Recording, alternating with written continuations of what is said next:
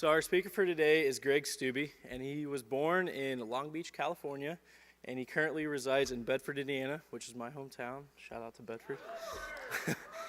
He is son of Navy man Richard H. Stubbe.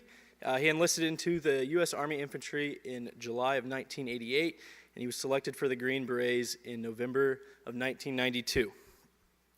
Stubbe has since retired with 23 years of service to become the host of his own TV show on NBC Sports, Coming Home with Greg Stubbe.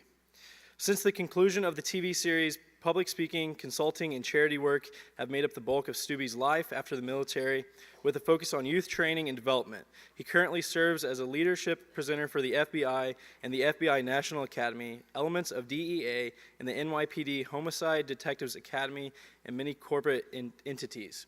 He's very passionate about service, and I want you guys to go ahead and give a round of applause for Greg Stubbe.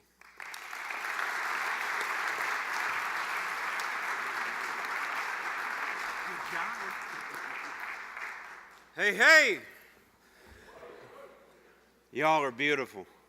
I'm just going to tell you, if you don't remember anything else from this Green Beret today, remember that I love you.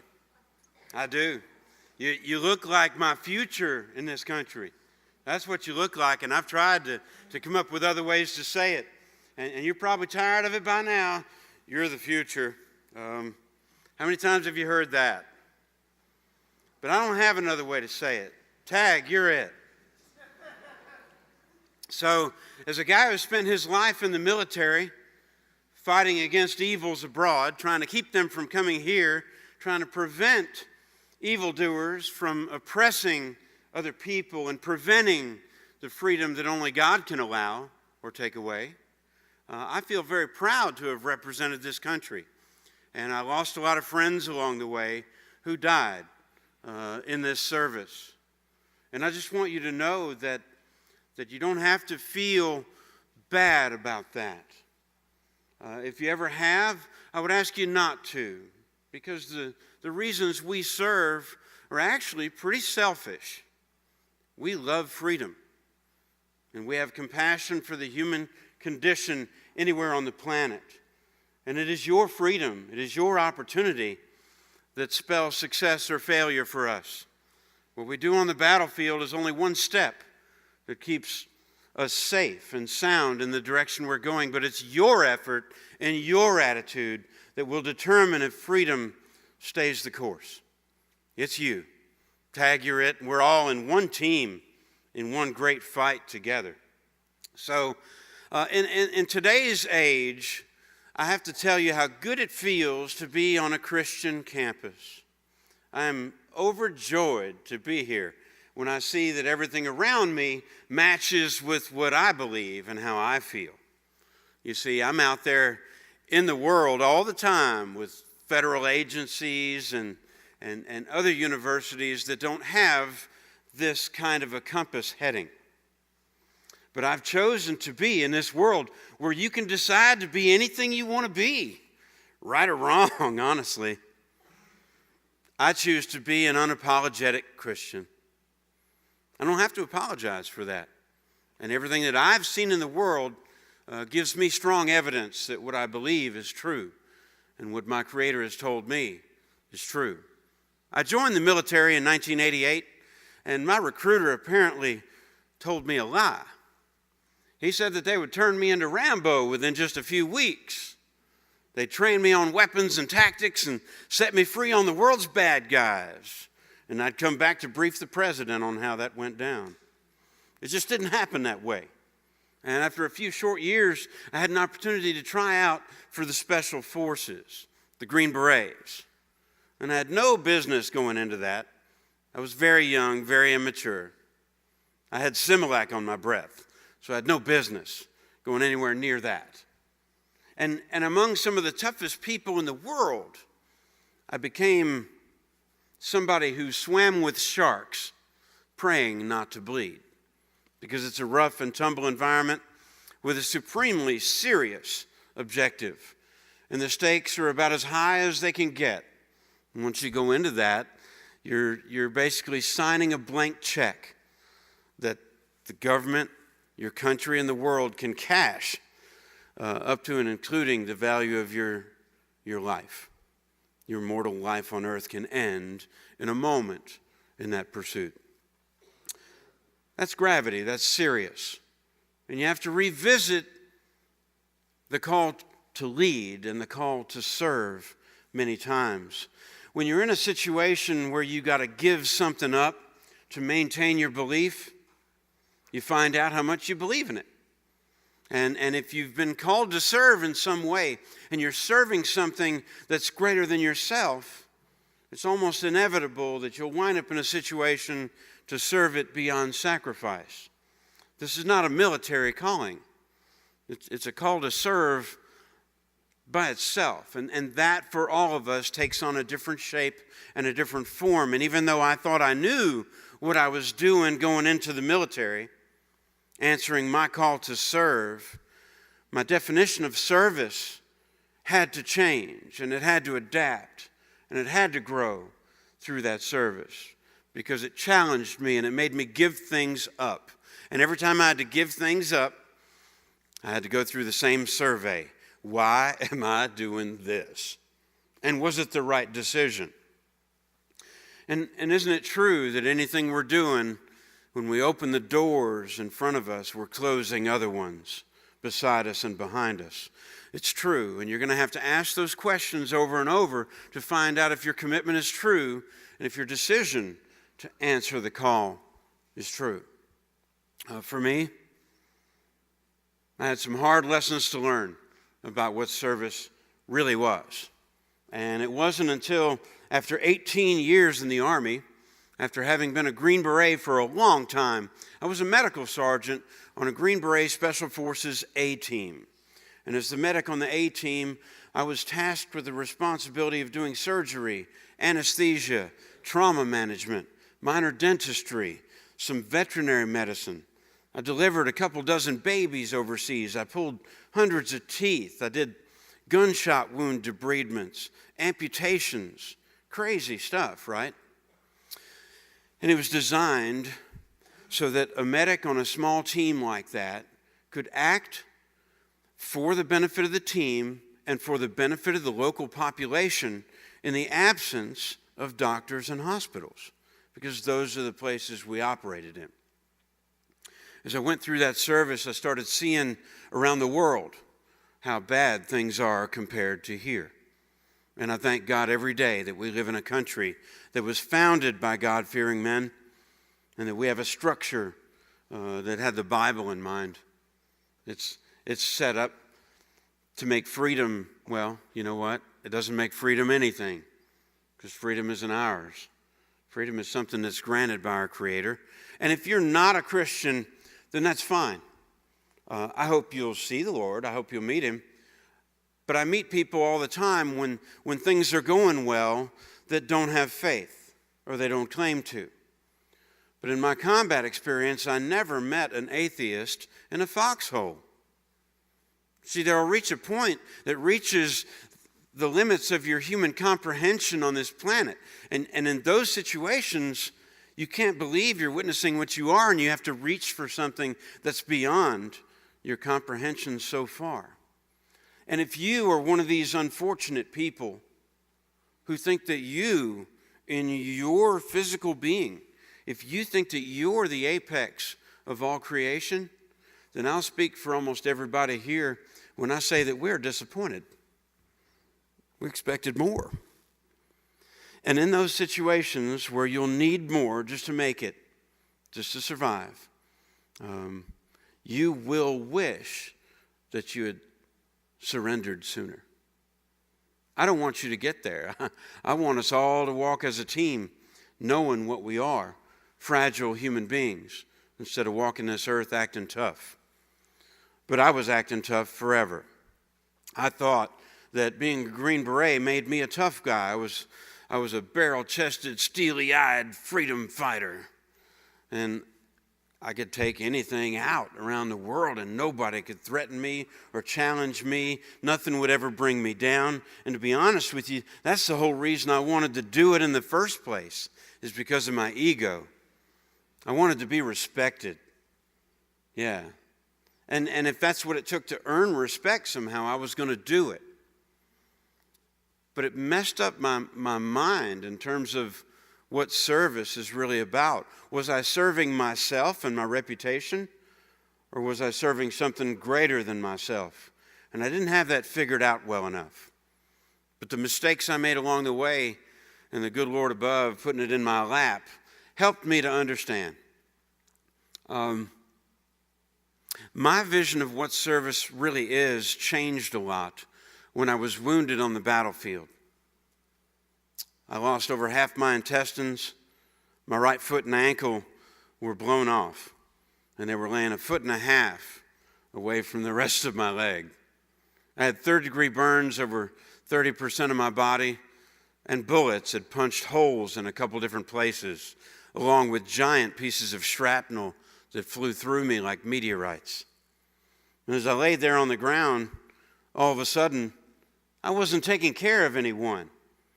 I wasn't a hero anymore. I wasn't any tough guy.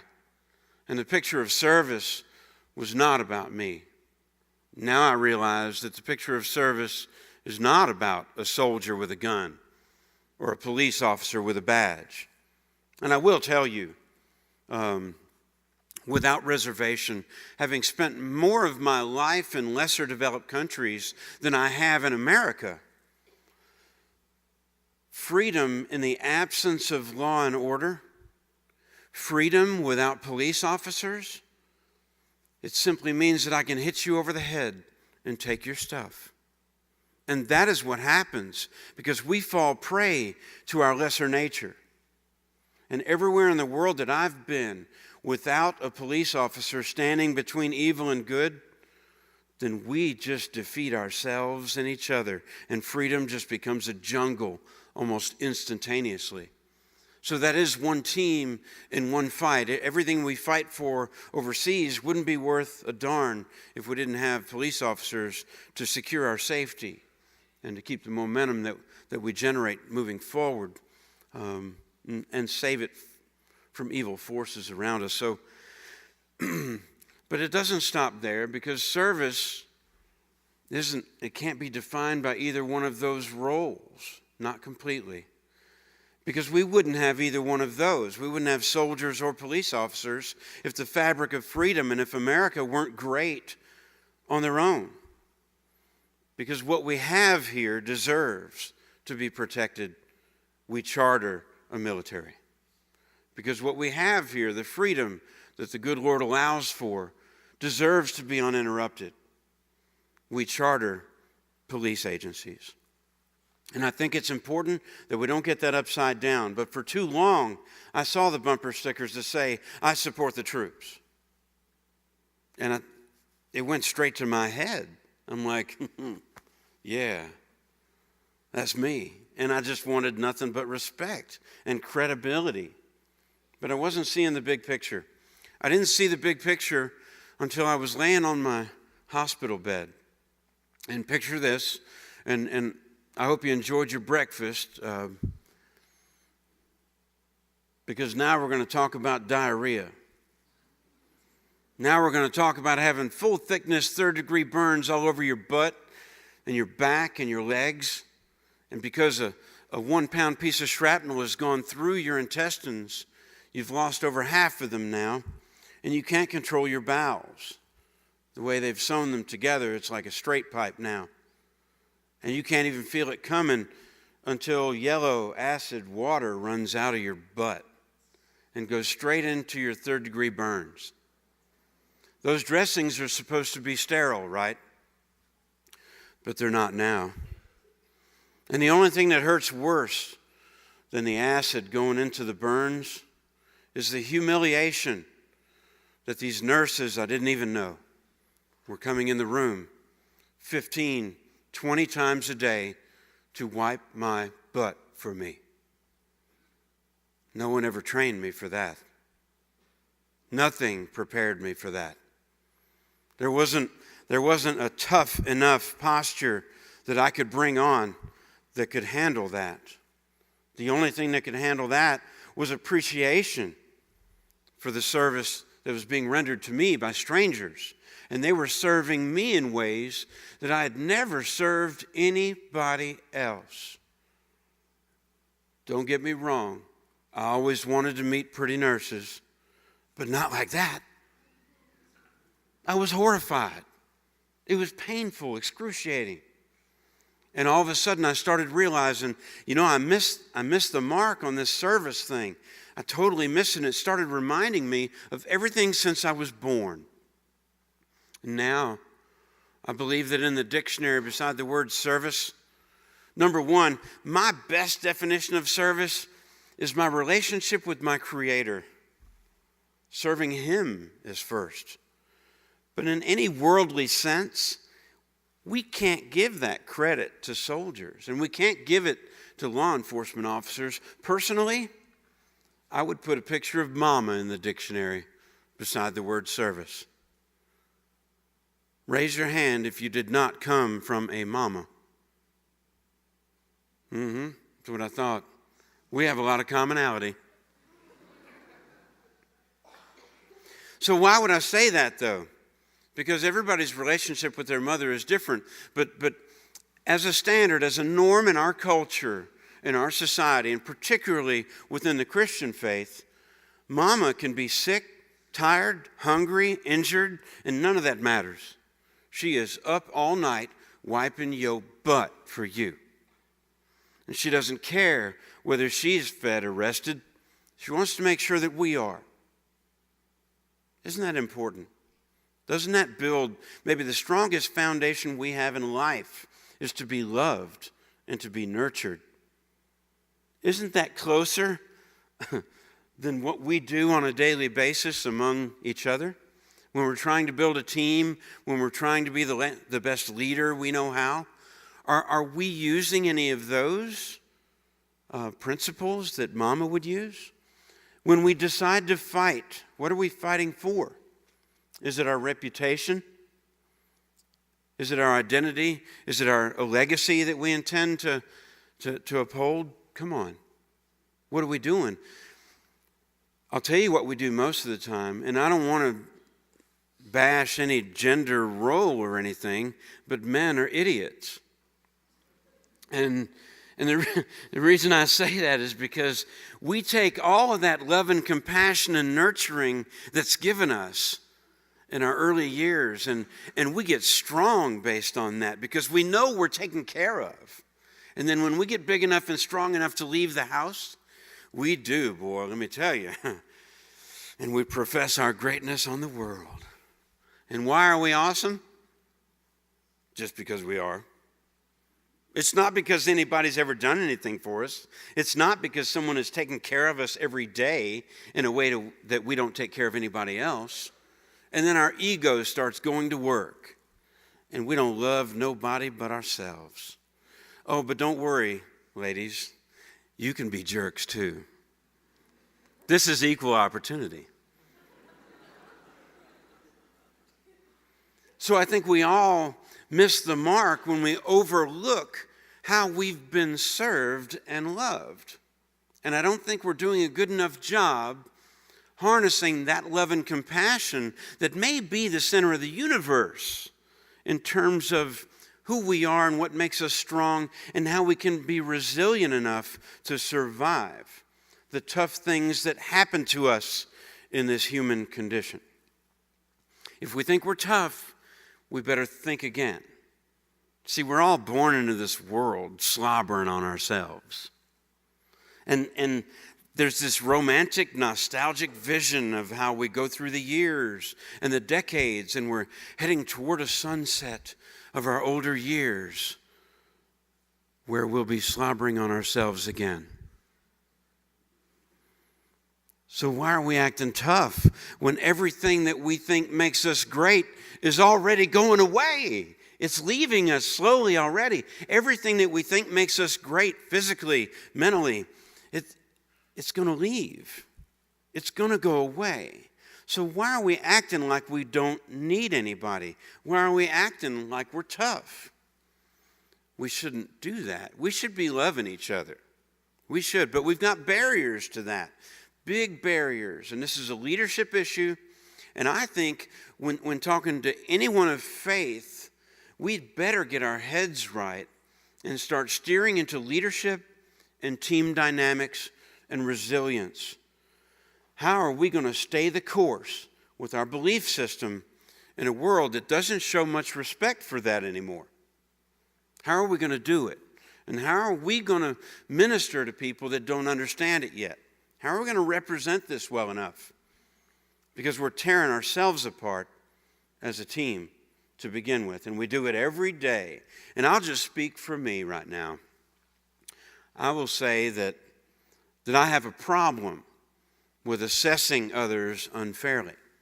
And I think that's where it begins, to erode our ability to lead and to atrophy our ability to be a dynamic team because we're too busy judging each other. And it happens every day. It happens all the time. We tend to assess ourselves by the best ideas we've ever had, while we assess other people by the worst we've ever heard about them, even if it ain't true. We can never win like that. We can never have anything going for us if we follow that road. And I've done it too many times to count. I am guilty as charged. I was a soldier for 23 years. I've seen the enemy, and for the most part, it's me. Yuck. So what are we doing to avoid that? My problem is that individually we judge each other harshly, and generationally we do it too, because all I have to do is listen to the news or the radio or listen to grown-up people on the street, and they talk about you in pretty funny ways because you're that younger generation. And not only would you not make it if you had to live through what we did, walking uphill both ways to school in the snow, all the suffering that we've been through, and you've never suffered. All the talk, this generational judgment that occurs, it's been going on since the beginning of time, since humans have been on the planet. Before I was born, there was this fella named Elvis Presley, right? And they wouldn't show my brother on TV below his belly button because of the way he moved his legs. He would go into Hades. And due to the generational divide at the time, if you were listening to that devil music, you would go into Hades too. But I bet, given our current condition today in entertainment, it would be fair. I could raise an apology to Elvis right now for everybody here. Elvis, we're sorry. We had no idea about Miley Cyrus.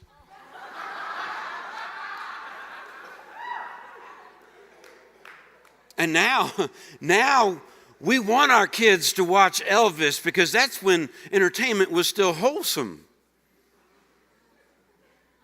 And so what's changing?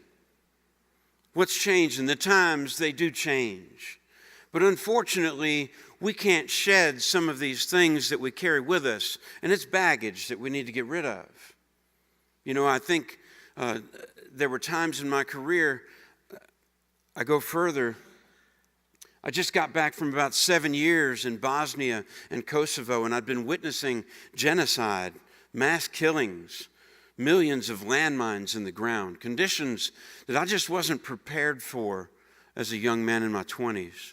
Wasn't prepared for that. And the ways that I guarded against it and survived it was to put a shell around myself, to be tougher on the exterior, to handle anything. But part of that, I didn't even realize it was happening, was to assess that everybody around me in society was weak, but I was strong. I see things that you people don't have to deal with. You have no idea. You're all lemmings. And so my idea for myself was too elevated. And that's not a survival method. That's not a method at all. In fact, that's failure. But when I came back to Fort Carson, Colorado, there was about a 16 or 17-year-old kid that drove into the gas station right beside me. And I couldn't hear my passenger talking to me because his darn radio was turned up so loud. And instantly, I judged him and his whole generation. They're worthless. These turds got no respect. He would never make it through what I had to get through. And if that's what our future looks like, we're doomed. But then he stepped out of the vehicle, and I felt terrible because he had an obvious disability. He couldn't pull his pants all the way up. No, I'm a medic. I'm qualified to make calls like this, okay? I know something was wrong because his hat was crooked too. No one would show me their underwear on purpose, not in public. Immediately, I could not see the value in him. And then there were so many others listening to sounds on the radio that I didn't equate to as music, dressing in ways that I didn't associate with or understand.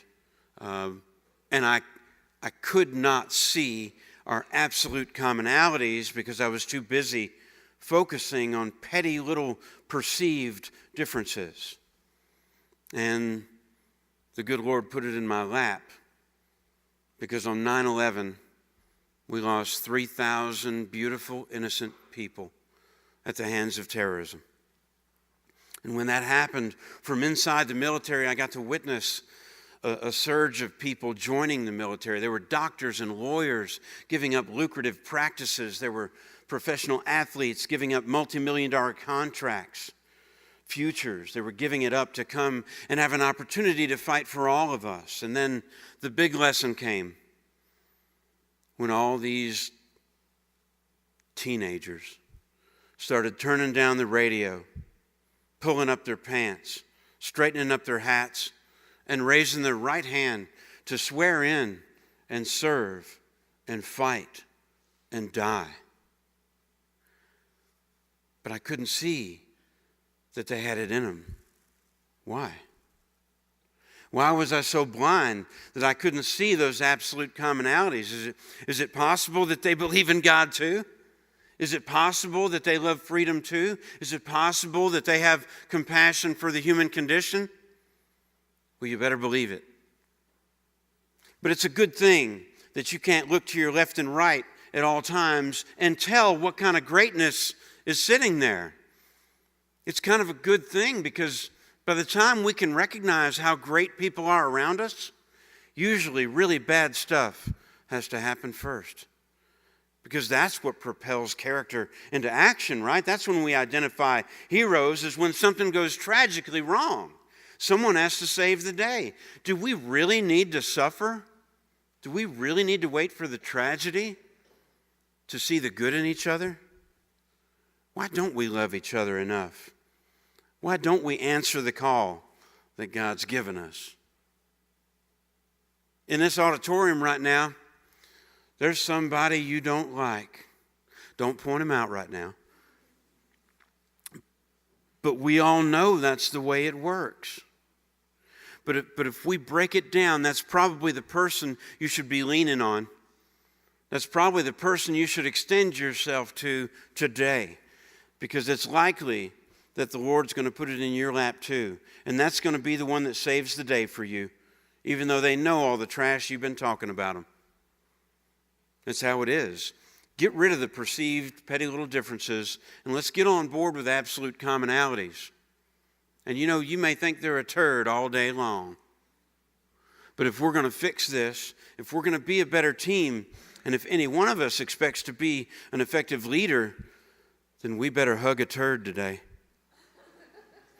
Let's declare this Hug a Turd Day. And I know in today's society, everybody's supposed to be a winner. So just do it in a way that no one knows for sure which one the turd is. Can we agree? We need each other. We do. We do today and we will tomorrow, even more tomorrow. Let's not wait for the bad stuff. And you know, I could go on and on. There was a class that came in when I was a teacher for the Special Forces medical program. I was teaching surgery and anesthesia and trauma management. And a new class came in, and there was a turd right in the middle of it. And I couldn't stand this guy. I didn't like him. Just from the moment I saw him, when I heard him talk, I didn't like him. I was judging him. And I'm ashamed of myself. I'm ashamed to say it, but if I'm calling an ace here today, I thought I hated him. Terrible. I mean, I felt like if he got a Green Beret, mine would mean far less. What kind of ego had I taken on to think that I was so great, but nobody else was? Well, I didn't even have to do anything to sabotage him because he failed on his own after a couple weeks. And when he came to my office, I told him the same thing as I told every other student. I said, my own daddy would kill me if I let you pass, knowing that you can't save my life in combat. And this guy that I couldn't tolerate, he just stood there with all the honor and pride in the world. He said, Roger that, Sergeant. Tell me what to do next because I'm not going to quit. Soldiers I liked didn't have answers for me that good, and I still wanted to hate him. And when he left, he went to another unit. A couple years down the road, I was getting ready to go back to the A team and go back in combat, and I got a letter from his commander. It said, Sergeant Stubbe, this Riley Stevens guy is the best soldier I've ever had in any of my units, and he gives you the credit for his professional development. I'm like, what? This is a bad penny that keeps popping up. This is the Lord putting it in my lap again. I just know it. And I didn't care. This kid was wanting to get back in the program, but he was showing me personal respect. He didn't even want to apply to come back in Special Forces without asking Sergeant Stubbe permission first. He wanted my personal approval so that I wouldn't be offended when he reapplied. And I still wanted to hate him. So I wouldn't have to look at him anymore. I was going back to the team, right? So I gave him a green light, come back in, because I knew he'd never pass anyway. But not only did he pass, he was one of the honor graduates. He passed with flying colors after going through 2 more years of extremely difficult training, drinking through a fire hose. His quality of life was diminished, suffering just trying to get through this program again and have an increased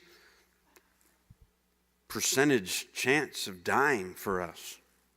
And he did it. So once again, I was proven wrong, and I should have overlooked that. Down the road, I wound up on the battlefield, still learning. And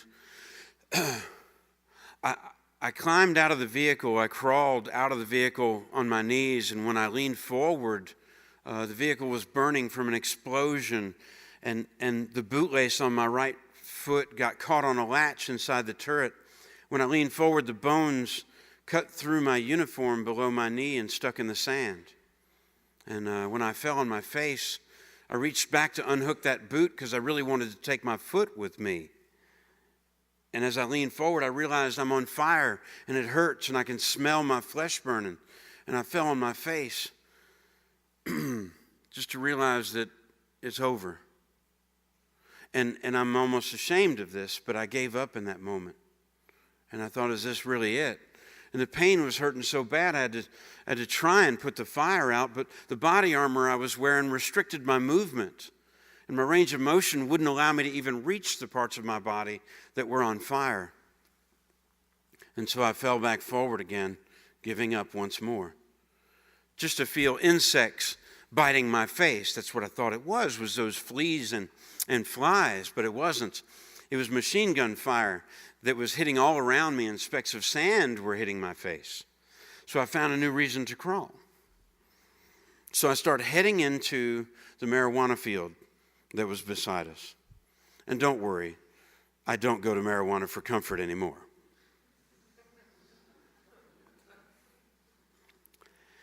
In that situation, it was the only place where I wouldn't be seen. It was the only place they couldn't see me to shoot me anymore, but I was late getting there. One of the bullets grazed my right kneecap and blew the skin on my leg wide open. The next one was a Forrest Gump wound. It hit me in the buttock. Something bit me in the buttock. So it hit me in the left butt cheek and it blew out my right front pelvis. And when it did, I could hear it and feel it. It was like pop. And now I could breathe better, and it felt better until I looked along my right side and my intestines were now laying in a pile in the sand beside me. And as a medical guy, I can be kind of a neat freak, and it irritated me to see sand on my intestines. And so even though I knew as a medical sergeant it would do nothing for me, I began to try and pull them to me. But I couldn't hold them. They were slipping out of my hands. And in that moment of frustration, that's when my friends, my teammates got to me and spared me from the most frustrating moment in my life. But that's the moment I realized, oh no, these guys don't know how to save me. They're idiots. I'm going to die. And instantly, I realized I should have been helping them. I should have been teaching them and training them everything I knew all along. I was lazy, and I didn't help them. I wasn't thinking about it as much, maybe because I didn't picture it would be me. But now it's me laying there, and I need help. And now I wish the whole time I'd been in the business of putting myself out of business and training these guys how to save me. But they didn't know because I didn't show them.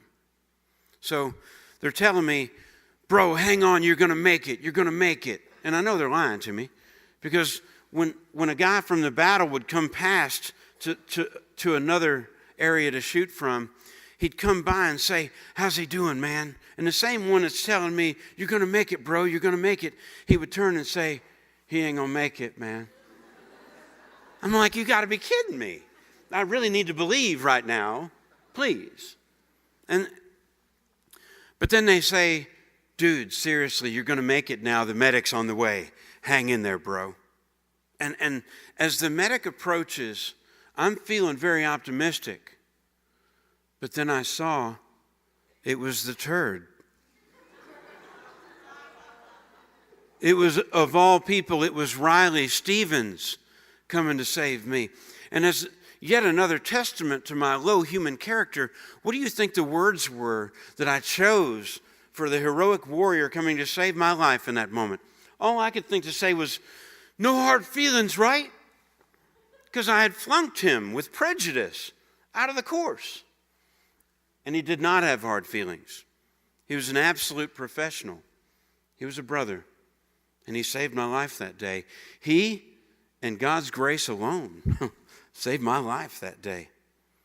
And it makes me look back and think, I was the failure. I was the failure. And all of a sudden now, Riley Stevens saved my life. And now I love me some Riley Stevens. But what changed about Riley Stevens? Nothing. The only thing that changed about him was my ability to see the greatness that was always in him. And the only reason I could see it is because there was something in it for me. Isn't that a shame? We shouldn't wait. We shouldn't wait. Because the person that's going to stick their neck out for us, the person that's really going to save the day for us, is someone we think we don't like. And what a shame that is. But now I want Riley Stevens on my Christmas card list. Oh yeah, I want my kids to meet the hero that saved my life. But I didn't do anything. I let a couple years go by after I was learning how to walk again. I was learning how to live my life again. I was wondering what would happen with me in the future. Me at every turn. And instead of taking my son to lunch with the hero that saved my life, instead of calling him, instead of sending Christmas cards, I was focused on me. Instead, I got a phone call that said, Riley Stevens is dead. He was killed in Afghanistan. He was shot in the neck, and the medic on site couldn't save him. He was lost. I'll carry that to the grave with me now, and it hurts. I don't want you to do that. I don't want anyone else to do that. I don't want to do it again, and I don't want you to feel what I feel, and I hope you don't already. Why don't we love each other? Let's start today. Will you hug a turd? Just do it. Reach out. Let's get, turd identified. We're not going to get anywhere as leaders, much less as a team, if we're not loving each other and having compassion for this human condition. So we've got to be intimate enough with each other to confess our limitations, confess our mistakes, our failures, so that we can work on those and raise our game from the bottom up instead of just focusing on what we're already good at. Trying times will exploit our weaknesses. They will not silhouette our greatness. Let's get to work together. Let's love each other. And only in the name of service can we get that done. We've got to be serving something greater than ourselves. And we've got to be willing to serve it beyond sacrifice. And I need to know that if I'm humble enough to ask you for help, that you will help me, not disgrace me.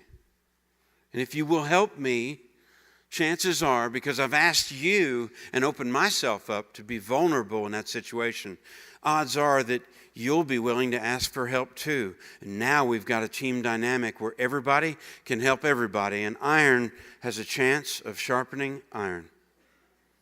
So let's get smart. Let's not waste a minute. I've only got a couple minutes to show you some of these pictures. While we're here in this clean, well-lit environment, driving through Starbucks, ordering a venti latte, and everything's right in the world, we've got brothers, sisters, aunts, uncles, neighbors, friends, and they're over there. They're overseas. And it's rough. And there's a chance they can get killed.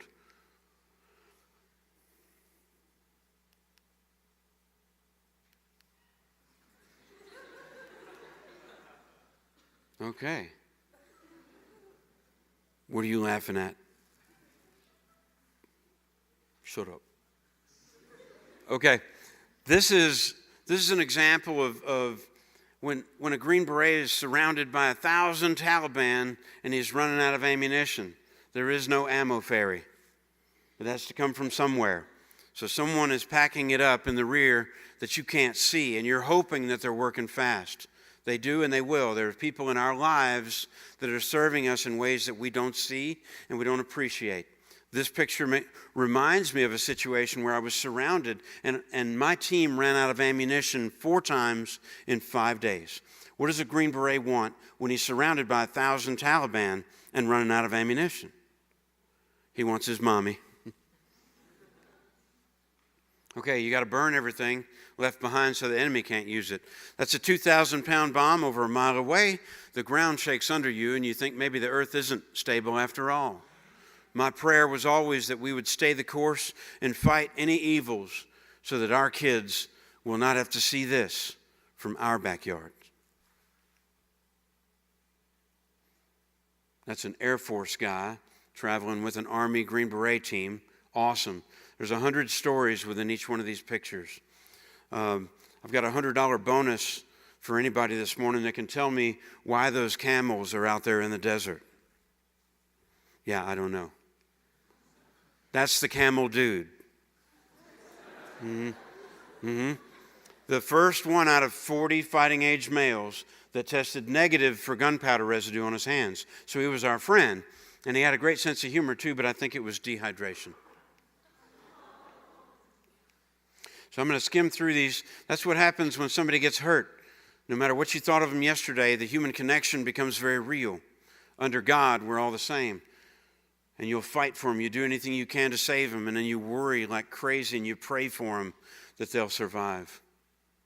This is what happens when somebody dies. This is my battle buddy throughout that fight, shoulder to shoulder. He was killed about 300 yards away from where I was wounded.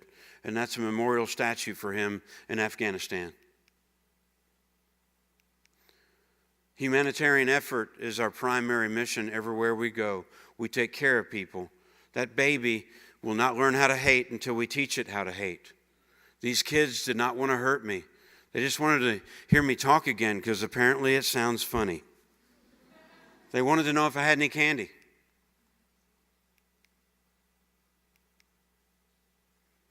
That's marijuana, and I don't care what's legal and what's not legal. That stuff is farmed by slavery, and the money pays for the weapons and ammunition that are killing us and terrorism. That money buys plane tickets to fly into the World Trade Center. It's not just dope, people. It's not just marijuana.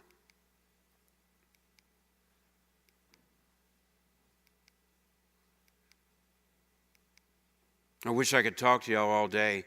I have so much to say. I believe in you so much. I do. I can see our commonalities. I can feel them. This is what was left of my vehicle when it was blown up.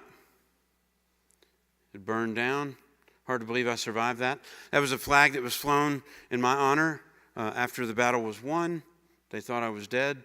This is the buffet at Golden Corral.